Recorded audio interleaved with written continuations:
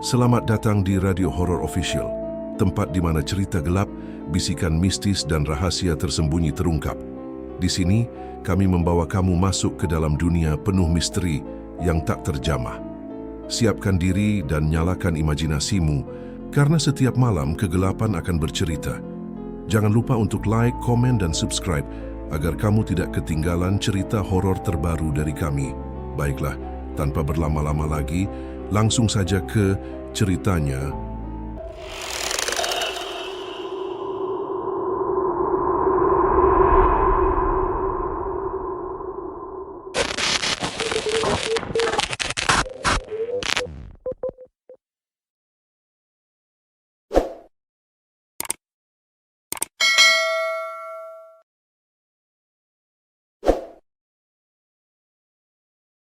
Malam itu, hujan turun begitu deras, menimpa atap rumah tua yang berderit di pinggiran desa.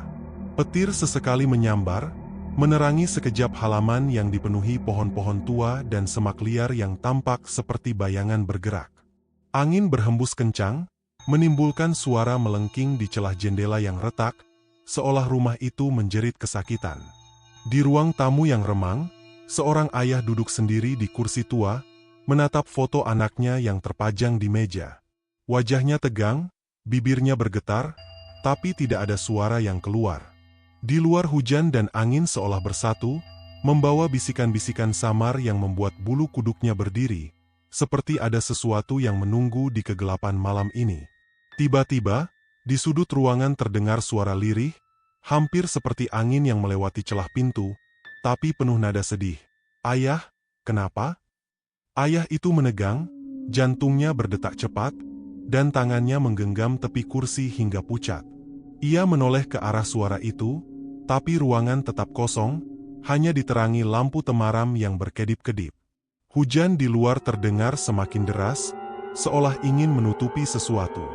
Suara itu kembali terdengar, kali ini lebih jelas, hampir seperti bisikan dari dalam kepalanya sendiri. "Ayah, jangan tinggalkan aku, jangan." Napasnya tersengal, tubuhnya gemetar. Untuk pertama kalinya, rasa takut yang murni, bukan penyesalan biasa, menghantui seluruh dirinya. Dengan napas tertahan, ayah itu perlahan berjalan menuju kamar anaknya.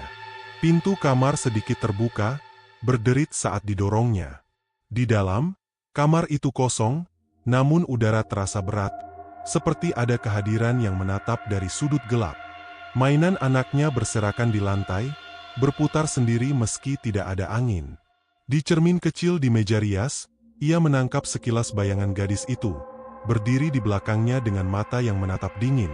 Tetapi ketika ia menoleh ke belakang, tidak ada siapapun. Hatinya mencelos, dan keringat dingin menetes di pelipisnya. Bisikan itu kembali, kini bergema di seluruh kamar, "Ayah, aku melihatmu." Ayah itu mundur selangkah, tangannya gemetar memegang gagang pintu. Udara di kamar terasa dingin menusuk tulang, padahal hujan di luar baru saja membuat rumah hangat. Lampu temaram berkedip, seakan ingin mati kapan saja, menyoroti sudut-sudut gelap yang bergerak-gerak sendiri. Dari balik tirai jendela, ia menangkap bayangan gadis itu sekali lagi, berdiri diam, wajahnya pucat dan matanya menatap lurus ke arah ayah. "Ayah, kau harus dengar aku." Suara itu terdengar lebih nyaring, lebih menuntut. Ia menutup telinganya, tapi suara itu tetap menembus pikirannya, seperti gema dendam yang tidak bisa dihindari. Panik mulai merayap, dan ia menyadari, malam ini, sesuatu yang buruk akan terjadi. Pukul 11 malam, terdengar ketukan di pintu depan. Tetangga sebelah, Pak Rahmat, berdiri dengan payung basah, wajahnya pucat karena hujan. "Pak, anakmu tidak terlihat seharian. Apakah semuanya baik-baik saja?" tanyanya, suaranya bergetar karena kedinginan. Ayah itu tersenyum kaku, mencoba menenangkan diri. "Dia sedang belajar di rumah teman," jawabnya serak, tapi tidak meyakinkan. Pak Rahmat menatapnya lama, seolah bisa membaca sesuatu yang tersembunyi. Di belakangnya, suara langkah ringan terdengar dari lantai atas, tapi ketika ia menoleh, tidak ada siapapun.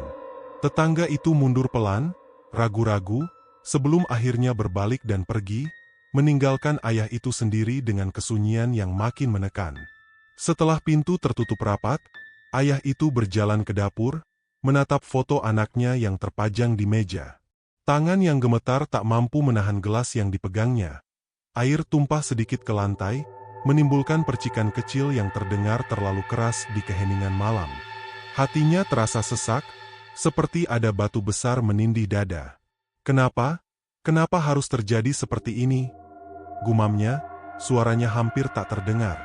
Ia merasakan tatapan dari arah foto itu, seolah mata gadisnya mengikuti setiap gerakan. Sebuah bisikan halus terdengar, nyaris seperti napas di telinganya, "Ayah, jangan berbohong padaku." Hatinya mulai dipenuhi ketakutan murni, rasa bersalah yang begitu dalam, dan kesadaran bahwa malam ini, rumahnya bukan lagi tempat aman.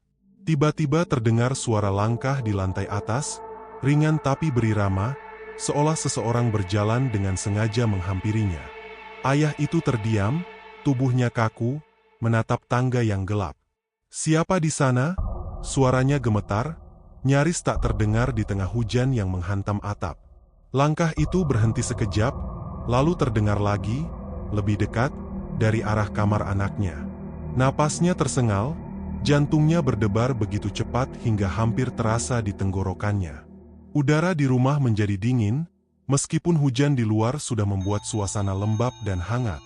Sesuatu, atau seseorang, mengintai dari gelap, dan ayah itu menyadari, ketakutan yang ia rasakan kini bukan lagi imajinasi.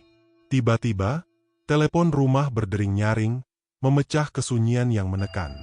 Ayah itu melompat, tangannya gemetar saat mengangkat gagang telepon.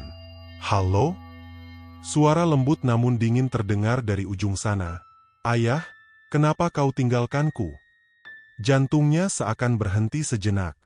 Ia menatap dinding, mencoba meyakinkan diri bahwa ini hanyalah tipuan pikirannya. Tapi suara itu, sama persis dengan suara gadisnya, terdengar jelas, memintanya memberi jawaban yang ia tak punya. Aku tidak." Suaranya terputus-putus, gemetar.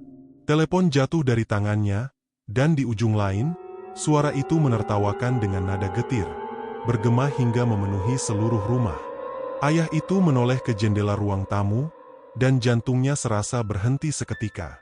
Di balik tirai basah oleh hujan, berdiri sosok gadis itu, wajahnya pucat, mata merah menyala menatap lurus ke arahnya. Rambutnya basah, menempel di pipi, dan senyum getir terbentuk di bibirnya, seolah mencemooh ayah yang gemetar di dalam rumah. Hujan deras seakan memantulkan siluetnya, membuat bayangan itu tampak semakin besar dan mengerikan. "Ayah, kau tidak bisa lari dariku." Suara itu terdengar, bukan dari mulutnya, tapi dari seluruh ruangan, menggema di dinding dan lantai, menembus kesunyian malam yang menusuk tulang. Malam itu, ketika ia mencoba tidur di ruang tamu, matanya tak bisa terpejam. Dalam mimpi, ia melihat gadisnya berdiri di ujung lorong rumah. Wajahnya pucat dan mata merah menyala menatapnya dengan dingin. Setiap langkah ayah itu mendekat, lantai kayu retak di bawah kaki gadis itu, meski ia tidak benar-benar menginjak lantai. Suara tawa getir terdengar di sekelilingnya, bercampur dengan tangisan lirih yang menusuk telinga. "Ayah, kenapa kau tinggalkanku?" Suara itu bergema, kali ini lebih nyata, seolah ada di ruangan yang sama dengan dirinya. Ia terbangun dengan napas tersengal, keringat dingin membasahi punggungnya, dan jantungnya terasa hampir lepas dari dada. Belum sempat ia menenangkan diri, terdengar bisikan tipis di telinganya, nyaris seperti angin yang menyusup dari celah dinding. "Ayah, kau tak bisa lari dariku." Ayah itu menjerit, menepuk telinga, tapi bisikan itu tetap ada, bergema di kepala seolah berasal dari dalam pikirannya sendiri. Udara di ruangan terasa lebih dingin, hampir menusuk tulang, dan bayangan di sudut mulai bergerak-gerak, menampakkan sosok samar gadis itu. Ia mencoba berbicara, suaranya gemetar, "Apa yang kau inginkan dariku?" Namun hanya keheningan yang menjawab, diikuti bisikan lembut yang kini terdengar lebih menuntut, "Kau akan menyesal selamanya." Keesokan paginya, suasana rumah terasa aneh. Tetangga mulai memperhatikan perubahan ayah itu. wajahnya pucat, mata sayu, dan gerak-geriknya canggung. "Pak, rumahmu tampak sepi sejak semalam. Apakah semuanya baik-baik saja?" tanya seorang tetangga, mencoba menyembunyikan rasa takutnya. Ayah itu tersenyum kaku, tapi tak mampu menutupi kegelisahannya. Suara langkah ringan terdengar dari lantai atas, membuat tetangga itu mundur pelan, sedikit ketakutan. Di balik senyum palsunya, ayah itu tahu, apa yang menimpa rumahnya bukan hanya soal dirinya, tapi sesuatu yang lebih gelap, sesuatu yang menunggu di setiap sudut, mengintai dengan kesabaran yang dingin. Siang itu, ayah itu mencoba menenangkan diri dengan membereskan rumah. Namun, mainan anaknya mulai bergerak sendiri di lantai, berputar perlahan, seolah menari di bawah hujan cahaya yang masuk dari jendela. Kursi goyang perlahan meski tidak ada angin, dan piring di meja bergetar hingga terdengar bunyi denting yang tajam. Setiap benda yang disentuhnya terasa berat, seolah ada tangan tak terlihat menahannya. Di dinding, bayangan samar gadis itu bergerak mengikuti gerakannya, menatapnya dengan mata yang semakin menyala merah. Ketegangan itu begitu nyata, membuat ayah itu hampir kehilangan akal, sadar bahwa rumah yang dulu ia kenal kini berubah menjadi labirin kengerian. Dengan langkah berat, ayah itu masuk ke kamar mandi untuk membasuh wajahnya. Lampu di atas cermin berkedip-kedip, memantulkan bayangan yang goyah. Saat ia menengadah, wajahnya sendiri tampak pucat, matanya merah karena kurang tidur. Namun ketika ia menunduk untuk membasuh muka dan kembali menatap cermin, sosok gadis itu berdiri tepat di belakangnya. Wajahnya pucat seperti mayat, mata merahnya menatap tanpa kedip, dan bibirnya melengkung dalam senyum menyeringai yang tidak manusiawi. Ayah itu tercekik napas, berputar cepat, namun kamar mandi kosong. Cermin berembun sendiri, dan di permukaannya muncul tulisan samar, seolah ditulis dengan jari kecil yang dingin. "Ayah, aku di sini." Ayah itu berjalan gontai ke ruang tamu, mencoba mengatur napas yang tersengal. Namun belum sempat duduk, terdengar bisikan halus dari luar rumah. Bukan satu suara, melainkan seperti banyak suara kecil berlapis-lapis, bergetar di antara desau angin. "Ayah, buka pintunya, aku kedinginan."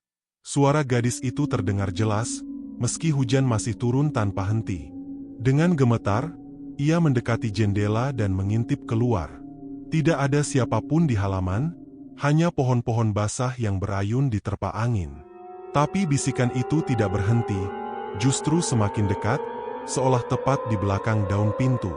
"Ayah, kenapa kau tidak menyambutku?" Suara itu kini berubah lebih berat, lebih dalam, seperti berasal dari tenggorokan yang tercekik. Ayah itu jatuh terduduk, tubuhnya terasa lemas, sadar bahwa apapun yang berada di luar sana, bukan lagi anaknya.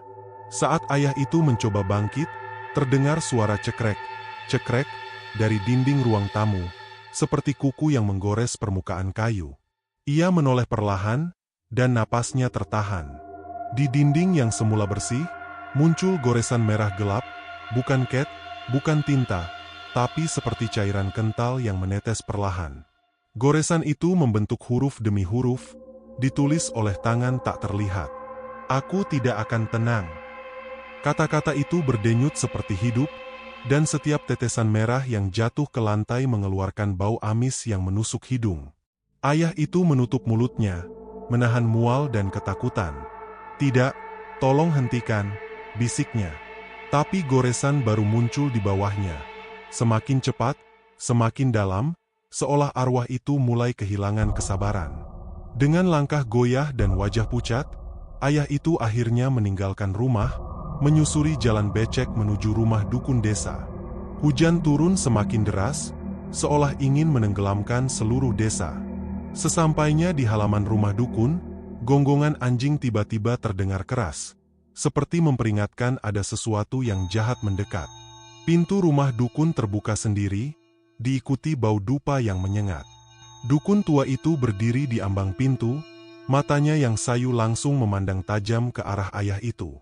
"Aku sudah menunggumu," katanya dengan suara parau. Ayah itu tertegun. Bagaimana kau tahu aku akan datang?" Dukun itu tidak menjawab. Ia hanya menatap langit, lalu berbisik lirih, "Ada arwah yang belum tenang mengikuti langkahmu sejak malam pertama." Dukun itu mempersilakan ayah itu masuk, lalu menutup pintu perlahan seakan takut sesuatu dari luar ikut masuk. Di dalam, ruangan kecil itu dipenuhi asap dupa yang menari-nari, membuat bayangan di dinding tampak hidup. "Aku harus lihat dulu seberapa besar amarahnya," ujar dukun itu sambil mengambil mangkuk berisi air dan menaburkan bunga kenanga. Ia menutup mata, merapal mantra pelan. Air dalam mangkuk tiba-tiba beriak sendiri, lalu berubah keruh, sebelum akhirnya menampilkan bayangan gadis kecil itu, dengan wajah hancur, mata merah, dan tubuh bergetar menahan dendam. Ayah itu tersentak, menutup mulutnya agar tidak menjerit. Dukun membuka mata, berkeringat dingin. "Ini bukan arwah biasa," katanya serius. "Dia terikat oleh rasa sakit dan pengkhianatan.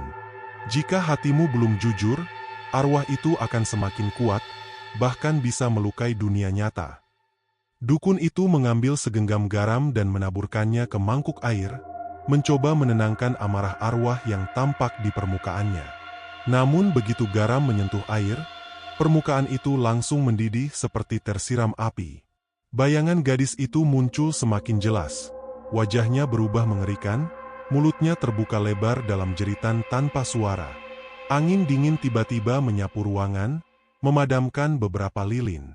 Pintu belakang rumah dukun bergetar keras, seperti ada sesuatu yang berusaha menerobos masuk. "Dia marah," seru sang dukun, suaranya gemetar. Ayah itu mundur, tubuhnya bergetar ketakutan. Dari mangkuk air, terdengar suara gadis itu memanggil, kali ini lebih jelas, lebih syarat amarah, "Ayah, kau tidak bisa sembunyi dariku." Mangkuk itu pecah seketika, airnya menyembur ke lantai dan berubah menjadi asap hitam yang melingkari kaki ayah itu, seakan arwah itu mencoba menariknya kembali. Asap hitam yang melingkari kakinya tiba-tiba merapat, lalu membentuk siluet seorang gadis kecil yang perlahan menjadi nyata. Rambutnya tergerai basah, kulitnya pucat kehijauan, dan matanya merah menyala penuh amarah dan luka. Ayah itu terpaku, lututnya hampir tak sanggup menopang tubuhnya. Ruangan dukun berubah hening, seolah udara ikut membeku. Gadis itu melangkah mendekat, suaranya keluar seperti dua suara sekaligus, lembut dan serak pecah. "Ayah, kenapa kau lakukan itu? Kenapa kau tinggalkan aku sendirian?" Ayah itu mencoba berbicara, tetapi suaranya serak, penuh rasa bersalah. Aku tak bermaksud, aku hanya..." Arwah itu mendekat begitu dekat hingga napas dinginnya terasa di wajah sang ayah. "Kau bohong," bisiknya, matanya menusuk seperti pisau. "Kau tahu apa yang kau buat, dan aku tidak akan pergi sebelum kau mengakuinya." Malam itu, setelah kembali dari rumah dukun, ayah itu berusaha tidur di ruang tamu, memeluk selimut dengan tubuh masih gemetar. Namun baru saja matanya terpejam, udara di sekitar tempat tidurnya berubah dingin seperti berada di dalam sumur. Ia membuka mata, dan gadis itu sudah berdiri di samping kasurnya. Jaraknya hanya beberapa sentimeter, wajahnya menunduk tepat di atas kepala ayah. Rambut panjangnya meneteskan air gelap ke lantai, membentuk noda hitam yang merayap seperti hidup. "Ayah, kau tidur tanpa mengucap maaf." Suaranya pecah seperti kaca retak. Ayah itu buru-buru bangkit, menjauh sambil berteriak lirih, "Tolong, jangan lagi, aku mohon." Namun arwah itu hanya tersenyum tipis, matanya memerah semakin terang. "Tidurlah, ayah, aku akan tetap di sini, melihatmu, mendengarmu, sampai kau mengaku." Pagi harinya, ketika ayah itu membuka mata dengan tubuh lemas dan kepala berdenyut, ia langsung merasakan ada sesuatu yang berbeda di rumahnya. Lantai yang semula bersih kini dipenuhi jejak kaki kecil, basah, kotor, dan seolah baru keluar dari tanah becek. Jejak itu bertebaran di seluruh ruangan, dari pintu depan, ke dapur, menaiki tangga, hingga kembali lagi ke ruang tamu. Ayah itu menelan ludah, lututnya gemetar. Jejak-jejak itu berakhir tepat di depannya, seolah gadis itu berdiri di sana dan mengamatinya sepanjang malam.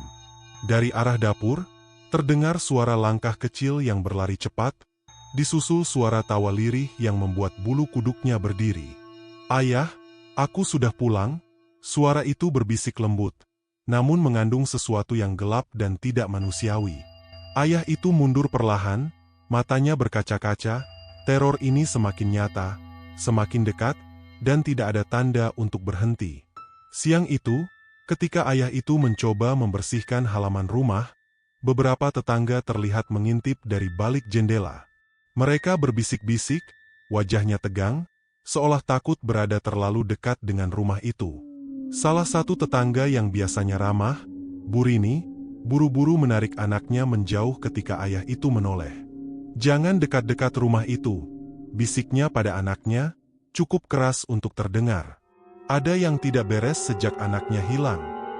Ayah itu berdiri kaku, merasa tatapan mereka seperti jarum yang menusuk kulitnya. Ketika ia mencoba menyapa, tetangga lainnya menutup pintu dengan panik. Dari dalam rumah-rumah itu terdengar doa-doa lirih, seolah mereka berusaha menolak sesuatu yang jahat. Angin berhembus pelan, membawa bisikan familiar ke telinga ayah itu. "Mereka takut, tapi kau lebih takut dariku, kan ayah?" Suara itu membuatnya mematung, menyadari bahwa ia kini benar-benar sendirian menghadapi teror ini. Sore harinya, ketika matahari mulai condong dan cahaya jingga menyusup lewat jendela, ayah itu berjalan ke ruang tamu untuk mengambil gelas.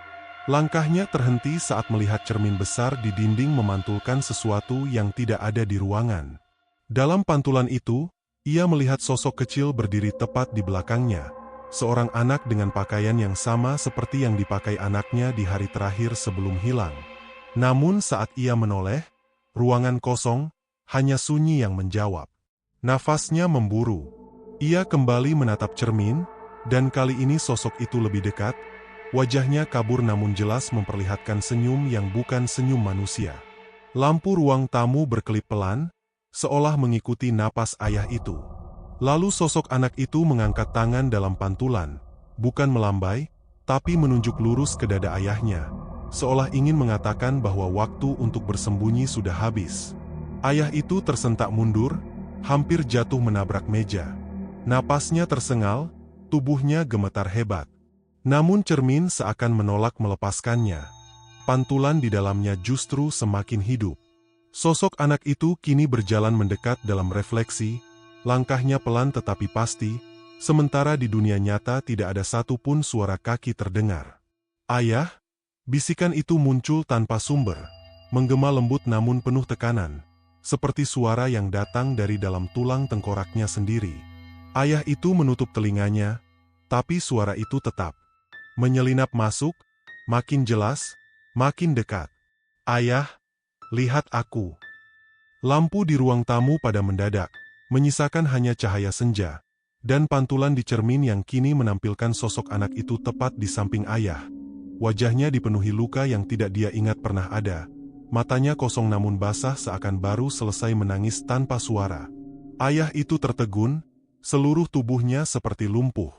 Ia tahu sosok itu hanya ada di dalam cermin, namun hawa dingin tiba-tiba menyapu lehernya, seolah ada seseorang yang berdiri terlalu dekat di belakangnya.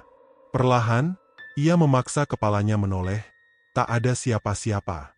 Tetapi di dalam cermin, sosok anak itu kini memegang lengan ayahnya, jari-jari kecilnya mencengkeram kuat, meninggalkan bekas gelap seperti bayangan lebam. "Kenapa, ayah?" Bisikan itu kembali muncul, lebih pelan, lebih menyayat. Ayah itu menutup mata, namun ketika ia membukanya lagi, pantulan diri di cermin sudah berubah. Dirinya tampak lebih pucat, matanya cekung, dan tepat di belakang pantulan itu, bayangan anaknya menatapnya tanpa berkedip. Cermin bergetar halus, seperti kaca yang menahan sesuatu yang ingin keluar. Ayah itu mundur, tetapi pantulan dirinya tetap di tempat, tidak bergerak mengikuti dirinya, seolah tubuhnya di dalam cermin telah menjadi milik sesuatu yang lain. Ayah itu terpaku melihat pantulan dirinya yang tidak lagi menuruti gerakannya. Tubuh dalam cermin berdiri tegak, menatap lurus ke arahnya dengan senyum tipis yang sama sekali bukan miliknya. Perlahan, pantulan itu mengangkat tangan, gerakan yang tidak ia lakukan. lalu menunjuk sesuatu di lantai ruang tamu. Ayah itu menelan ludah, tubuhnya bergetar saat ia menunduk. Di sana, tidak ada apa-apa. Namun dalam cermin, lantai yang ditunjuk oleh pantulan itu tampak basah oleh genangan gelap seperti air hujan yang mengalir dari rambut sosok anaknya. "Ayah masih ingat ini?" Bisikan itu muncul lagi, lebih dekat, lebih menusuk, membuat tengkuknya meremang. Pantulan sang anak tiba-tiba menunduk, menatap genangan itu seperti sedang memperlihatkan sesuatu yang tak terlihat di dunia nyata.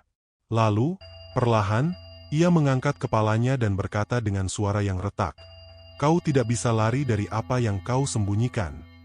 Sesaat kemudian, seluruh cermin bergetar seperti dihantam sesuatu dari dalam, membuat ayah itu tersurut panik.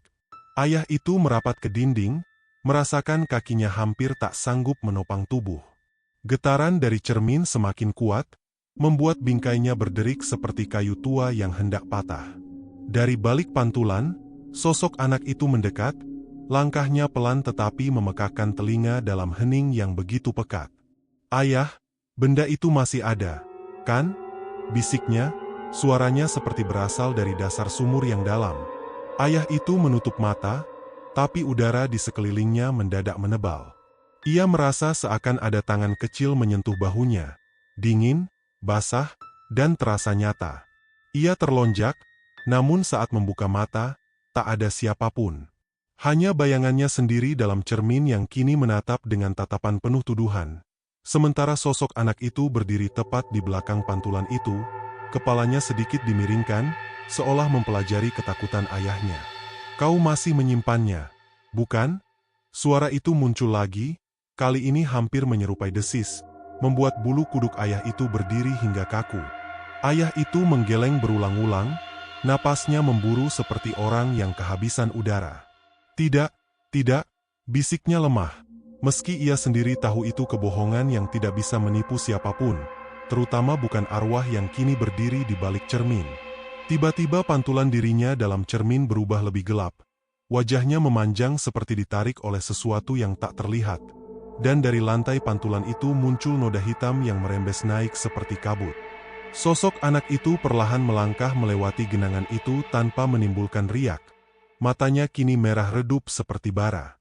"Ayah sudah mencoba mengubur semuanya," katanya pelan, "tapi aku masih ingat." Cermin itu retak sedikit di bagian tengah. Retakan itu merayap seperti akar pohon. Tiap detiknya mengeluarkan bunyi, tik-tik-tik, yang membuat ayah itu menutup telinganya. Namun suara itu tetap menembus, makin jelas, makin dekat, seolah berasal dari dalam dadanya sendiri. Lalu sosok anak itu menunduk dan menunjuk sesuatu di belakang ayah. Dengan sangat lambat, ayah itu menoleh, dan melihat bayangan gelap menjulur di lantai, menjalar ke kakinya. Bayangan itu bukan miliknya. Bukan milik siapapun di ruangan itu. Ayah itu terpaku, tidak mampu menggerakkan satu jari pun saat bayangan gelap itu merayap naik ke betisnya, seperti akar yang mencari jalan menuju tubuhnya. Udara di ruang tamu terasa semakin berat. Setiap tarikan napas seperti menelan asap dingin yang menusuk paru-paru. Dari cermin, sosok anak itu perlahan mendekat ke permukaan kaca. Wajahnya makin jelas, pucat, basah, dan dipenuhi tatapan yang menyimpan luka sekaligus kemarahan.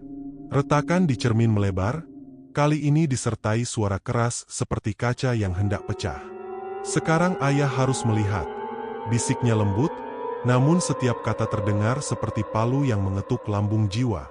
Sosok anak itu menempelkan telapak tangannya pada kaca, dan dari sisi ayah di dunia nyata, dingin luar biasa menusuk dadanya, seolah tangan itu benar-benar menembus keluar. Lampu ruang tamu berkedip sekali, dua kali, lalu mati total, menyisakan hanya siluet samar dari cermin yang terus bergetar. Dalam gelap, suara anak itu muncul tepat di belakang telinga ayah, dekat sekali. "Aku tidak pergi, aku menunggu." Dan saat kilatan petir menerangi ruangan sesaat, cermin itu sudah pecah berserakan di lantai, tetapi pantulan seorang anak kecil masih tampak berdiri utuh di tengah pecahan kaca, menatap ayahnya, seakan-akan ia telah menemukan jalannya kembali ke dunia.